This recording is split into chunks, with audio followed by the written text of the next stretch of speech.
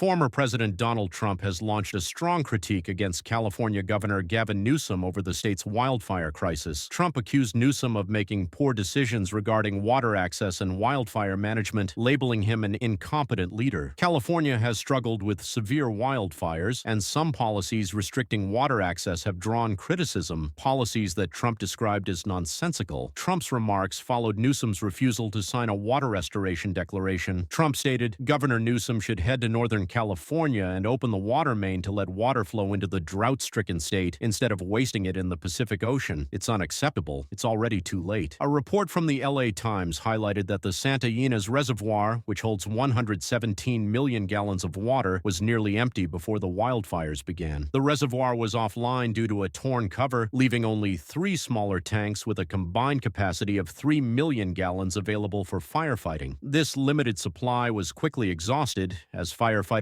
weren't informed that the main reservoir was out of service. Miscommunication between the Department of Water and Power, DWP, and the Los Angeles Fire Department, LAFD, further intensified the crisis. The Palisades fire underscored this issue. The Santa Ynez Reservoir, a key water source, had been out of service since February of the prior year. The LAFD wasn't aware of this, and they ran out of water just hours into their firefighting efforts, leaving them in a dire situation. On social media, Trump continued his critique. "As of now, Newsom's crew has contained 0% of the fire," he posted. "This isn't leadership, it's chaos. No water in the hydrants, no funds from FEMA. This is the reality Biden's administration has left us with." Trump suggested that some of California's challenges are the result of deliberate mismanagement, making the state vulnerable to disasters. Newsom dismissed Trump's remarks, saying, "If you don't believe in climate change, you're excused from this conversation." His response sparked debate about the role of leadership in addressing natural disasters. While Trump may not fully align with climate change narratives, his focus on practical wildfire preparedness resonates with some critics of Newsom's policies. Newsom pointed to his administration's efforts, claiming they've doubled the state's firefighting force and built the world's largest aerial firefighting fleet. However, critics noted that the 2024 to 2025 California budget saw a $101 million